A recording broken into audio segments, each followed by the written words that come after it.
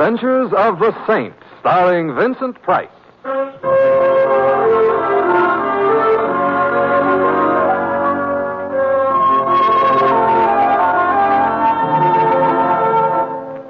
The Saint, based on characters created by Leslie Charteris and known to millions from books, magazines, and motion pictures. The Robin Hood of modern crime now comes transcribed to radio, starring Hollywood's brilliant and talented actor Vincent Price as the Saint. They say each man kills the thing he loves. And so I have killed you, my love. But the cruel, merciful knife which parts our flesh shall bring us yet together, in a together which is forever. I am ready, officer.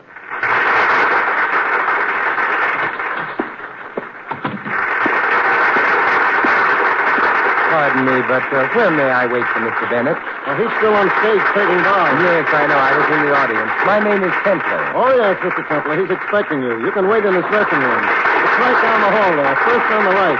The one with all the flowers on it. Thank you, thank you. Well, thank you, darling. Did you really? I enjoyed it. Thank you. See you shortly. Mercer. Come in, my dear. You are sweet, dear, but... hello, Mercer. Congratulations. Simon Templar, how perfectly wonderful of you to come. As I was saying, my dear Shari, you were sweet and utterly charming throughout, but never cross in front of me. Never. Yes, Mercer, I'll remember.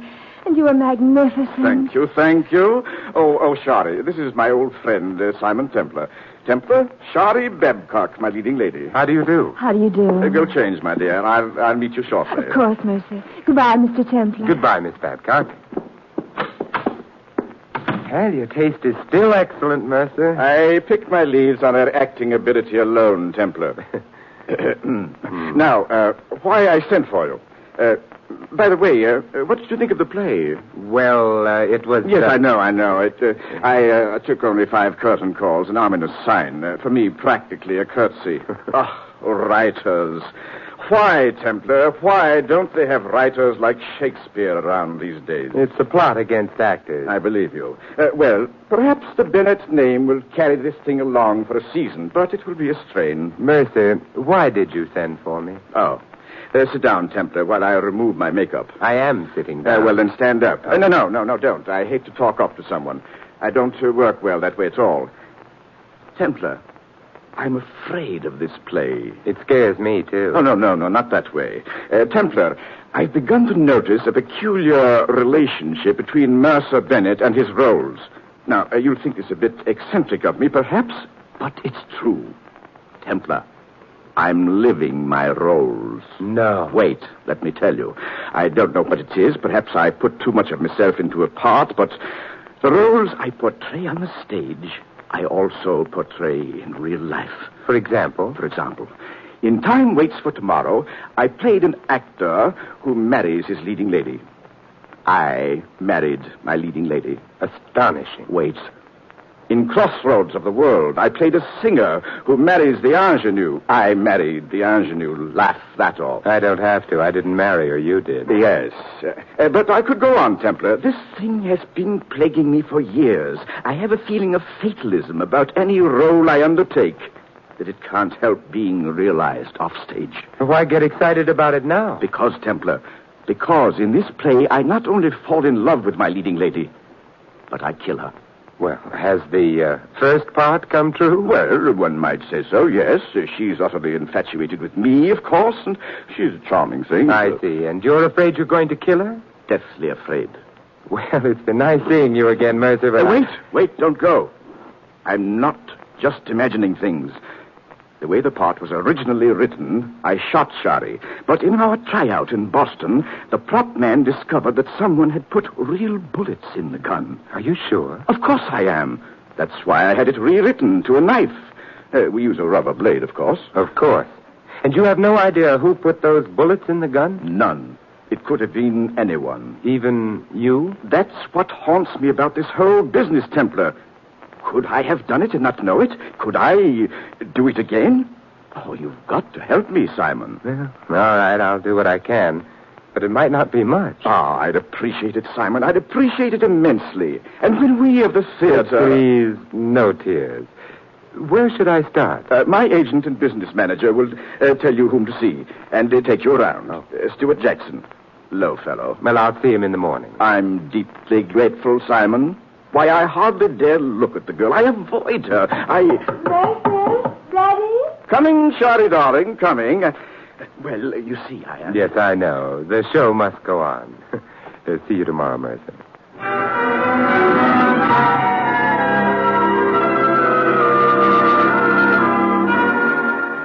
Mighty nice of you to take this on for us, Mr. Templar. I know it's been working on Mercer. What do you think of this, Jackson? This idea that Bennett has about his roles coming true? Well, I've represented a lot of actors, Mr. Templar, and they're screwy, every one of them. And I'm not sure Mercer Bennett's not the screwiest of the lot, but he's a great actor. You think this whole thing is about nothing? Huh? I didn't say that. Maybe all in the head, but what's in the head gives plenty of trouble. You know what I mean? I know what you mean. And after the notices on the play this morning, he'll be screwier than ever. Not good? From Stinkville. And he needed the dough, too. Oh, I thought Bennett had plenty. Paying alimony to 4 wives? Nobody's got that much dough. Well, the first one Bennett wants you to talk to is Lola Enright. She was his first wife. We're not going to talk to all 4? Lola is the only one in town. Kind of an old lush, but a good kid. She used to be quite an actress. Well, let's go collect her autograph.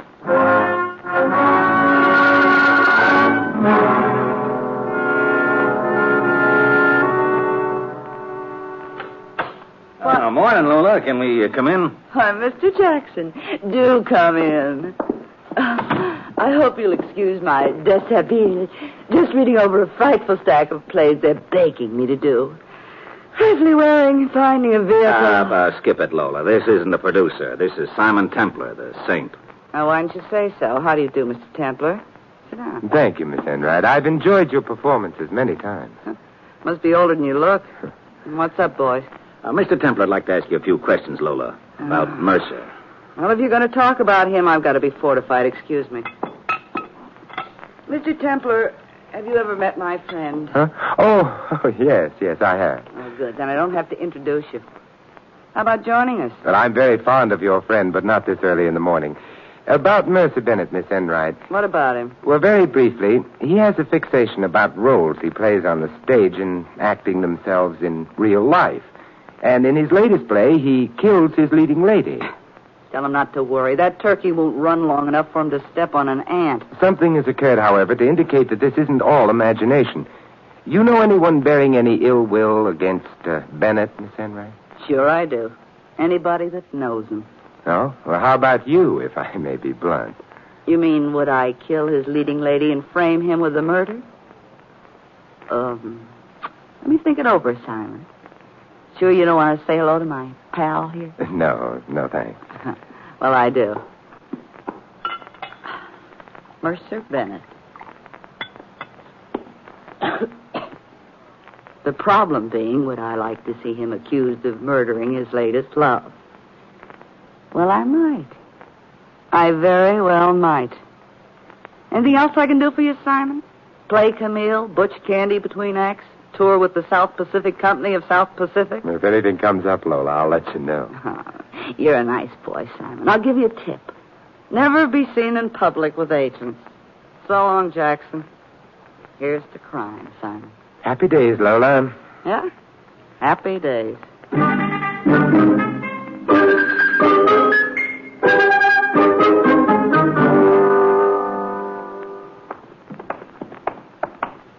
Well, what's the next port of call, Jackson? Arnold Prince, Mr. Templar. Broker, he says. Also has a wad of dough on the show. Oh, yes, you told me. Yeah. Here's his office here. No secretary. Guess we go right on in, huh? I guess so. Oh, morning, Mr. Prince. You busy? Hello, Jackson. Have you seen the notices? Did you see those horrible, terrible... Mr. Prince, this is Mr. Templar, Simon Templar. He wants to ask a couple of questions. Why? Because I think a crime may be committed, Mr. Prince, and I'm trying to prevent it. You're too late. The crime happened last night when 3 6s of 17 opened. Yes, I can understand your point of view. Tell me, Mr. Prince, what was your reason for putting money into the show? The play itself? I'll tell you. The reason was Shari Babcock. I was made a fool of. Shari was your girl? If I hadn't thought so, I wouldn't have put a cent into this egg. I couldn't afford the money. Do you hold any animosity toward Shari or Bennett? Toward both of them. How much animosity? Just this, Mr. Templar. I have a reputation for being a man it isn't safe to make a fool of. Do I make myself clear? I think so. Good. Good day, gentlemen. Oh, just one more question. Are you what they call an angel, Mr. Prince? An angel? You needn't answer that. Good day.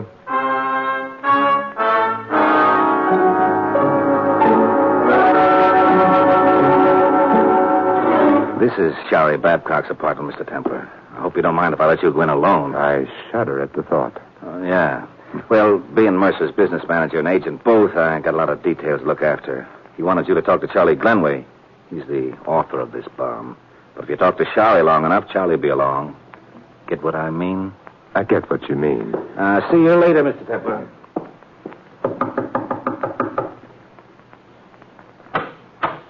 Good morning, Miss Babcock. I don't know if you remember me, but How could I forget? Won't you come in, Mr. Templar? Simon? Oh, thank you, Shari. Have you seen the notices? Yes. Well, it was to be expected, of course. Charlie's a nice boy, but just not a writer. Just not a writer. Shari, are you aware of the fact that as long as this play runs, you may be in considerable danger? Terribly exciting, isn't it? Huh? You're not frightened? But that's theater, Simon, dear. Actors living their roles, the excitement of opening night, the smell of grease paint. Shari, let's not do the grease paint in the veins bit, huh? Of course. You know about what happened in Boston? The real bullets instead of the blanks? Mm-hmm. Wouldn't it be fascinating if darling old Mercer had actually done it himself? I mean conscious love, but subconscious hate. Fascinating, like Ibsen. Look, Hedda Gabler, did it ever occur to you that... Shari, you seen the reviews? Oh. Knock, Charles, darling, knock. Simon Templar, this is Charles Glenway, our author. The rats desert the sinking ship. You thought the play was pretty hot stuff this time yesterday, Shari. Oh, how are you, Templar? Thank you. Don't be rude, Charlie. And if one simply isn't a playwright, one should face it. Quote, Mercer Bennett, unquote. It was a play before he got hold of it, him and his rewrites. Of course it ended up garbage. It was bound to. Oh, speaking of rewrites, Charles, darling, I've got some ideas about the second act. My lines simply have to be fixed, you know. Your lines have to be fixed. Well, you certainly fixed them last night, all right. Why don't you get that dramatic school mush out of your mouth and talk? You think it improves things if nobody can hear you? In this case, yes. Am I intruding on anything? All right. We won't fight, Shari. I don't want to. Fine, darling. And you will rewrite my lines in the second act? No. Yes. I'll keep score for you. Who is this guy, anyway? Another Arnold Prince? I was never anything to Arnold Prince but nice to him, so he put up the money for your show. How nice were you? Glenway, I hate you. Sorry, darling. Mercer, sweet. Oh, Glenway and Templar. Sorry, old man. Shall I leave? Not at all, not at all. I mean, don't rush off. About the notices, Shari, darling. Disregard them. Of course, the play is bad. The thing to remember is that I've carried worse plays than this. You were younger then. Jealousy rearing its juvenile head. But it's a good thing you're here, Glenway. There's a lot of rewriting and fixing to be done. And you might possibly be of some help to me. I have an earth-shaking suggestion.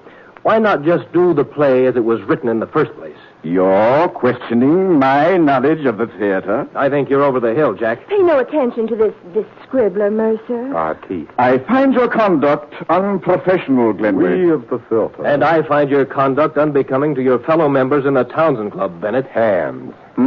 What did you say, Templar? I have been up since dawn trying to prevent a murder about which I now feel almost indifferent. I have foregone my breakfast, but I find myself unable and unwilling to do so another second. If anyone wants me, I should be in the restaurant on the corner, saving a life near and dear to me, my own. Farewell, Thespians.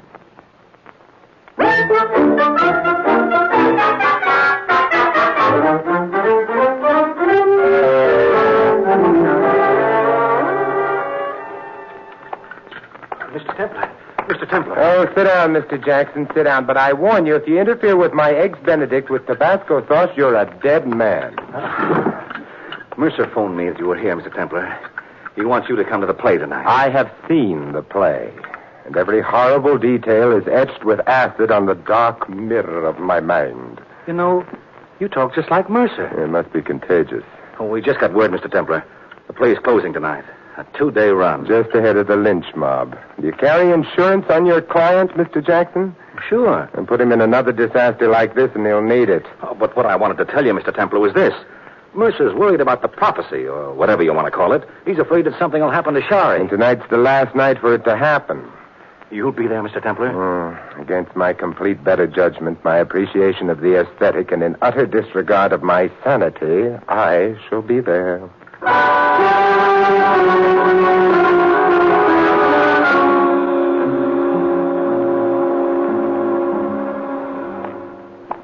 Hello, Mr. Templar. Oh, hi, Charlie. Where have you been, huh? Out front. Everything all right back here, Mr. Templar? It's all quiet so far. This is the final scene. Yeah, the death scene. Yeah. He plays the violin to her before he stabs her. You think the audience is buying it, Mr. Templar? Well, they haven't stormed the stage as yet. Well, it's not a bad play, or it wasn't at first. It's Bennett and the rewrites. Now it's all hash. How do you like Shari? As an actress? Promising. A bit theatrical, but she should have a good career ahead of her. If nothing happens. Nothing will happen. Hey, there's Prince backstage. I don't like that. I'll keep an eye on him. And there's Lola, too. She's... I know. She's Bennett's first wife. And she's bitter because he hasn't paid her alimony for years. Look. They're going into the death scene. Yeah, I'm watching, Charlie. Don't let anything happen to her, Mr. Templar. Charlie, hey, what's that on the prop table, huh? A knife. Well, it's not a real one. It's like the one Bennett stabbed Shari with, a rubber blade. But if that knife is here, what has Bennett got? What? Well, I don't know. Templar, Shari! Shari, look out! Quick! The curtain! Pull down the curtain, quick! Shari! Charlie, are you hurt? What happened, Bennett? I don't know. I started to stab her like I always do, and blood came. I had the wrong knife. Let me, Templar. Shari, baby. How bad is it? Get a doctor, somebody. No doctors to spoil our last moment, Charles.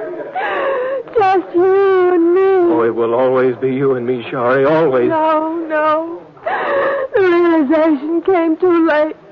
The bloom withers in the bud. It's fragrant, secret, forever. Shari. Next week, East Lynn.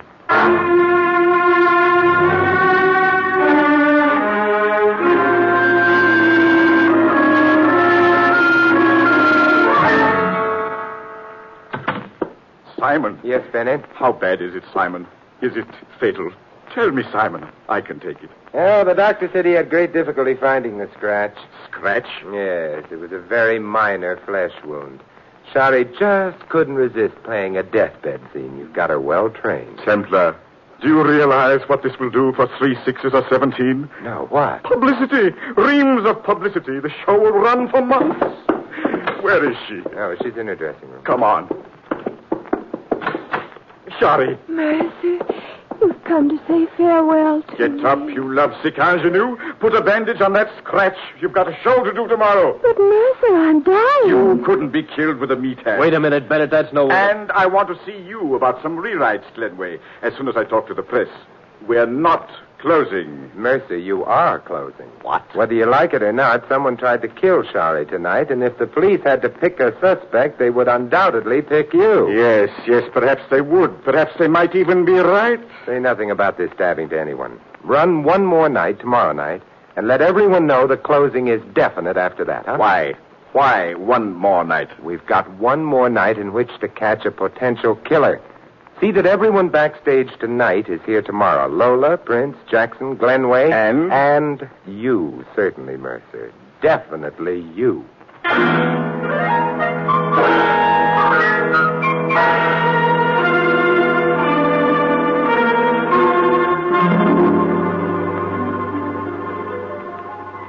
They say each man kills the thing he loves. And so I have killed you, my love. But the cruel, merciful knife which parts our flesh shall bring us yet together in a together which is forever. I am ready, officer. Nothing happened. The play's over, Mr. Templar. Nothing happened. Shari's safe. Not quite yet, Charles. Well, what do you mean? Mr. Bennett, let's not cut. This is the protocol. No calls tonight. No calls tonight, Sam. None. As you say, Mr. Bennett. Don't bring it up, Joe. Oh, Charles, I'm safe. Oh, yes, darling. Well, Simon, The role is over.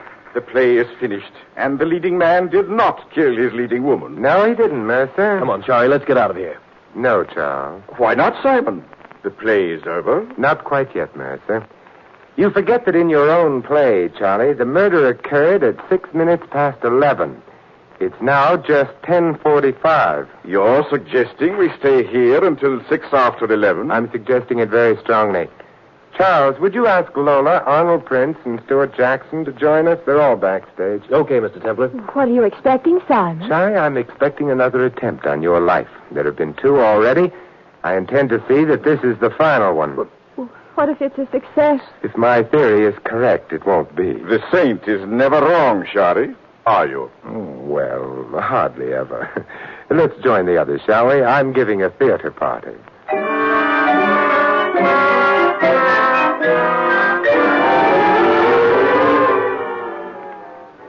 How much longer are we going to have to sit here, Templar? Oh, just a few minutes, Mr. Prince.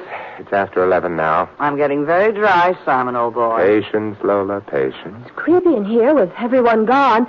I don't like being the bait in a trap. You have a whole squad of protectors, Shari. Except that one of them could be a murderer. Got any theories on the case, Mr. Templar? Oh, a few, Jackson. 3 minutes after 11. Well, I guess we've got time to hear some of them. It will pass the time. In this case, the question seems to be motive. Who would profit by killing Shari? Or who would profit by framing Bennett here with the killing of Shari? Always presuming that the assailant is not Bennett himself. Thank you. Mr. Arnold Prince. A motive, certainly. I agree with you. A rejected suitor who feels himself used badly. She's a little... Why, you... Gentlemen, no violence until 6 after 11. Mr. Prince lost money he could ill afford to lose. He thought he lost Miss Babcock to Mr. Bennett, and so had reason to hate them both. Stick around, Mr. Prince. Don't worry. I wouldn't miss Shari's murder for twice as much dough as I poured in this rat hole. Oh, Miss Lola Enright. A motive, perhaps? Love. Desperate, hopeless love for this road company, Barrymore, and hatred for the younger rival. Right, Simon? Couldn't have done it better myself. I'll stick around, Simon. Mr. Mercer Bennett. A strange fixation that he is destined to carry out whatever roles he plays on the stage. A mania, perhaps? I've tried to get him to an analyst, Mr. Templar, many times. Ask him. Shut up, Jackson. Tempers are getting edgy as we approach the hour. Mr. Charles Glenway, one of the best of motives. What? Oh, I might warn you, I don't know if the electrician knows we're still here, so we might find ourselves in the darkness. Simon. And then it might not happen at all. Let's see, where were we? Oh, yes. Charles Glenway. Oh, Charlie couldn't do it, Simon. All right, drop it, you. Drop it, or I'm going to break your wrist. Drop it. There. All right, Sam, you can put the lights back on. Sam! Right away, Mr. Templar. There. What happened? Who was it? Jackson. Yes, Jackson. Pick up his knife, Charlie. Sure. Anything to say, Mr. Jackson? Plenty. But not here. Smart fellow. But why Jackson, Templar? He was my agent. He was making a good living out of me. Not good enough. He was also your business manager. He told you were paying alimony to all 4 of your ex-wives. Lola hasn't gotten anything in years, right? Right. Yeah, this suggested a juggling of your books. And then I'm always suspicious of business managers anyway.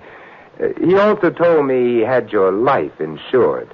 If you were to die for the murder of Shari Babcock, Jackson would be a rich man, and no questions asked about his books either. But why, Jackson? You were still collecting commissions from me? Shall I tell him, Jackson, or will you? I'll tell him. You're just about through, you big ham. You can't play leading men anymore. You're too old. Ah, sharper than the serpent's tooth. The French say, cherchez la femme. The Anglo-Saxons say, cherchez la financial angle. Anything I've left out, Jackson? Yes. I hate actors. I've always hated them. And Bennett I hated worst of all. Sneering at us all the time. Running us down behind our backs. I hate them! I've always suspected this about agents. I must be more careful. Now, come along, Jackson. I can get you a long contract with no options.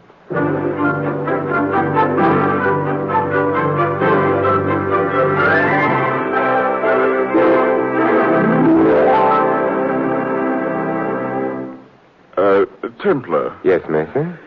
After you turned Jackson in, you didn't give the full story to the papers, did you? The full story? Not yet. Why? Don't. Don't, as a favor to me. Oh, but this will be wonderful publicity for your show. It will run forever. I'd rather you didn't. But why, Mercer? Well, Jackson's statement about me being too old for leads. Of course, it's totally untrue, but if word of a charge like that gets around show business, well, you know... I see. My lips are sealed. Thanks, Templar, thanks. Maybe the trouble is I'm not wearing a tight enough girdle, or maybe chin straps while I sleep at night. Actors. You know, Jackson may have been right.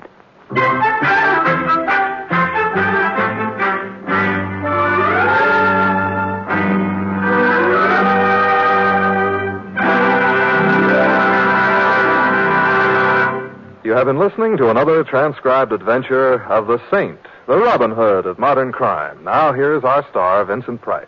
Ladies and gentlemen, it's difficult to comprehend the fact that you can hold life itself in the palm of your hand. The shape it takes isn't particularly dramatic. It's as simple as this. A few coins, a few dollars, your contribution to the Red Cross. The life you hold is that of some unknown person who will be restored to health through the Red Cross National Blood Program. That program is already in its second year. It still hasn't been fully developed. It still isn't bringing the amazing medicine of whole blood to all those who need it. That won't come without more doctors, nurses, technicians, and equipment. That won't come without your help. The only thing that makes it possible for the Red Cross to carry on its mission of mercy. More than 1,500 hospitals have been supplied free of charge with blood and blood derivatives. More than 500,000 pints have already been provided for medical use. And yet this is only part of the Red Cross program. The Red Cross follows in the wake of disasters of all kind, treating the injured, feeding the hungry, and sheltering the homeless. From the Red Cross emanates a network of services to the armed forces, to veterans, to the community as a whole. The complete cost of all these operations for the next year will be $67 million. But the cost to you is whatever you can give to help the helpless. Remember, all of us can help through the Red Cross. This is Vincent Price inviting you to join us again next week at this same time for another exciting adventure of the Saint. Good night.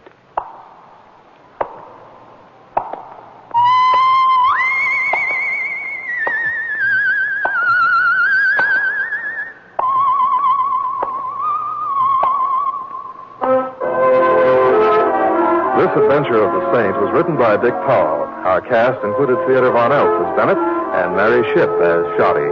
Ed Begley was Jackson, Maggie Morley, Lola. Prince was played by Stanley Farrar and Charlie by Bob Clark. Harry Brown was the doorman. The Saint, based on characters created by Leslie Charteris, is a James L. Safier production and is directed by Helen Mack. Vincent Price is soon to be seen co-starring in RKO's production of His Kind of Woman. All you Saint fans will be glad to know that Mr. Price is guest editor of the January issue of Inside Detective, world's largest-selling detective magazine. Your announcer, Don Stanton.